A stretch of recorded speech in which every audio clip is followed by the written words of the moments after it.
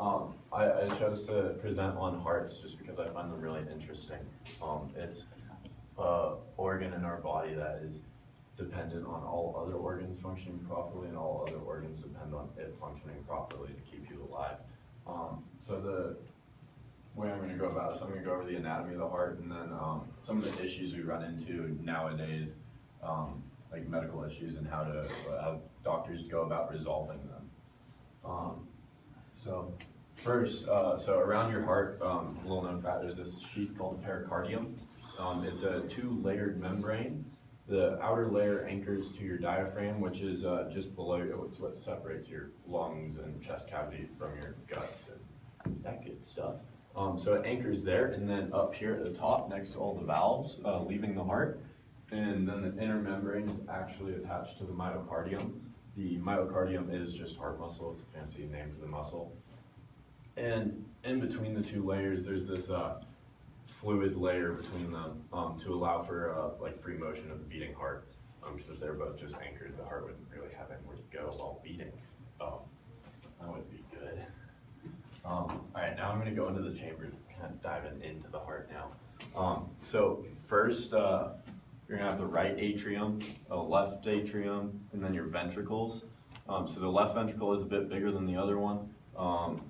Basically, the right atrium and right ventricle deal with the deoxygenated blood coming in from your body and pumps it out to your lungs, and this is all oxygenated blood on this side. Is this thing? How do you? You just click it on the left side.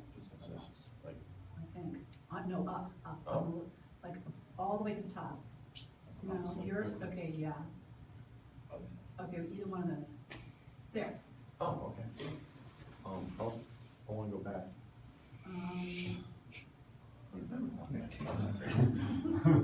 All right. So anyways, now into the valves. These kind of keep the blood flowing through the heart, mixed with a bunch of other things. So anyways, on the right atrium, you're going to have your tricuspid valve, which comes in from pulmonary veins. It pumps into the pulmonary veins, which takes the deoxygenated blood off to your lungs to become oxygenated again. And then that comes back in through the left into the left atrium through the pulmonary veins. There's no valve there. The first valve you run into in the left side is going to be the mitral valve. And that allows the blood to go into the left ventricle and then being pumped out the aortic valve, which Cyrus mentioned earlier. And the aortic valve runs the oxygenated blood off to the rest of your body. And then, so the conduction system, that's the system that actually causes the heart to contract. It all starts with this little node at the top on the right atrium called the SA node, the sinus, anyways, I think it says it, yeah, sinoatrial node. Some of these names are a bit above my pay grade. But anyway, so it gets this electric impulse from the brain, and it triggers this node, which the little fingers wrap around the backside of the heart. But as that goes down, so the atrium contracts first due to the node being up there, which pushes the blood down. As the wave goes down, it hits the atrioventricular node, which then causes ventricles to also contract. So it's kind of this wave motion, the love dub of your heartbeat. It's not going left to right like a lot of people think. It's going top to bottom. So like as the atrium push the blood out, the ventricles fill. As the ventricles push that blood out, the atrium fill again. And the cycle continues. And then just like what goes on after it leaves the heart, the cardiovascular system. So as it pumps the oxygenated blood off into the body, the oxygenated blood runs through your arteries. They don't go through veins. Deoxygenated blood is the only thing that touches veins. So it pumps down through your limbs. Fun fact about arteries is anything you can see on your hand that looks like a blood vessel, those are all going to be veins, because the deoxygenated blood doesn't need to be as warm as the oxygenated blood going to your limbs. So everything that you see is actually bringing deoxygenated blood back to your body. And with the deoxygenated blood, there's CO2 in there and waste products from various cells. And as that goes through the lungs to become reoxygenated, it cleans all that out, and that's why we breathe out CO2. All right, on to the issues. This is the fun part. DCM, dilated cardiomyopathy, can come about from various reasons: viral infections, diabetes, other infections, hypertension, high blood pressure. Anyways, what happens with DCM is your left ventricle's myocardium becomes weak and thinner, and with it becoming thinner, it allows for more blood to flow in there, and then because the muscle's weak, it kind of causes this stalemate in your heart to where it can't contract right and push the blood back out into your body. Symptoms of this are sudden death, some hypertension, arrhythmia, which I'll touch on later. This one's really cool to me because one of my good childhood friends actually got this from a viral infection, and she ended up having this whole heart transplant. That's the one solution to it, which is really cool. But she's doing great now. So that's why I like that one. And next we are diving into atrial fibrillation.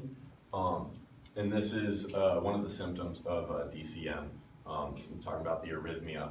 So your regular beat that your SA node is responsible for is the lub-dub thing. And you're hoping that's consistent. With atrial fibrillation, the SA node isn't receiving the right electrical impulses. So your atrium that it triggers don't trigger right or trigger randomly. So you get this, this is gonna be the regular lub-dub of the ventricles contracting and expanding. And this is afibrillation, where there's just random contractions in, along the atrium, which cause different, it doesn't allow the ventricles to get enough blood to push off into the body, and things along that lines. Nothing good. Also recycles blood in the heart, because if the atrium don't contract and the ventricles do, it can run back through the mitral valve into the atrium again, which also is not something you want to have happen. And basically it is really cool to actually, I got to see one of these surgeries.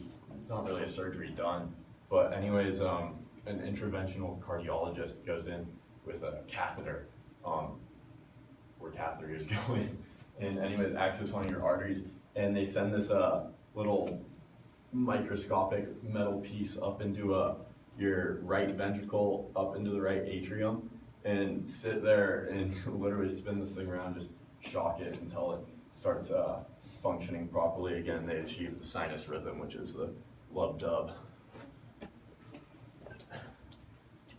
All right, and then one I'm sure everyone has been yelled at for in elementary school: eat healthy, don't eat a lot of cholesterol, all that. Heart attacks.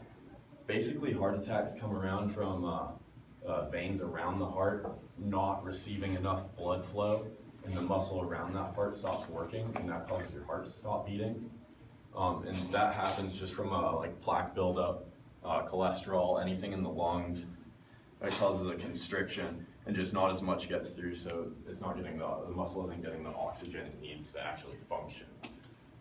And another cool fix. So for these, it's not actually another surgery. It's interventional again through they literally so same thing as the afibrillation. They put a catheter in and drive this thing called a stunt down into where the blockage is, and it's like this cool little piece that widens. So they don't actually take this out; they just widen the vein to allow more blood flow to go through. All right, and then heart and valve transplants. This kind of touches again on that childhood story. Back in the day, this is one of the photos from the first ever heart transplant ever performed. I want to say it took 24 hours, and the nurse is sleeping in the background. The doctor's exhausted. The guy is alive. I know it doesn't look like he is, but he is. Nowadays it's become much more routine. They're performed all the time if there's hearts available for patients. This is called a heart and lung machine. cardio bypass. And that allows them to basically like cut all the veins out of the heart and stick them to this machine, and it pumps for them and breathes for them, so they have time to like take the heart out, put a new one in. Same goes with the valve transplants. They'll put them on this machine, take a valve out, and the coolest thing about valves is so a lot of times when you receive like a transplant or something, at least for hearts, you're gonna get a human heart. But for valves, you most likely get a pork heart, a pork valve. It's either going to be synthetic or pork. Pork lasts longer because it's a natural substance, and your body will accept it, while a synthetic, your body will reject it in about 5 years. And when heart transplants were first started, the life expectancy was 5 to 10 years, and now with current medications and the process they go through to match a heart to a person is really cool, and now it's basically an entire lifetime that I can live now. And then last but not least, trauma to the heart. Basically, a lot of things can go wrong if you receive trauma to the heart. You can get a contusion of the myocardium, which is a slice through the muscle, so it stops beating correctly because it can't constrict. Any lacerations or punctures to the heart. This is a puncture, this is a bullet wound into the myocardium. And basically, like when stuff like that occurs, there's hemorrhaging, which is just mass bleeding. The only way to go about solving something like this is they have to open up the chest cavity, which is what you're seeing here. This is already in the surgical phase, not like in the intake phase. But I've talked to a couple doctors who, in residency, they all go through a trauma unit. And the Knife and Gun Club hospitals that get a lot of heart trauma, they'll crack them open in the ER. And because you can't do chest compressions with a closed chest, because you'll just be pushing blood out of the heart, they literally have to plug a finger with use their finger to plug the heart, and they have to massage it to keep it beating, not even beating, to like keep blood moving through the body. Anyways, I've hoped you have learned that heart is pretty cool, and you know I'm excited about it. But yeah, you gotta be careful with them. Don't get DCM. You're not gonna have a good time. Eat healthy. Don't eat low cholesterol. That whole shebang. Thank you so much.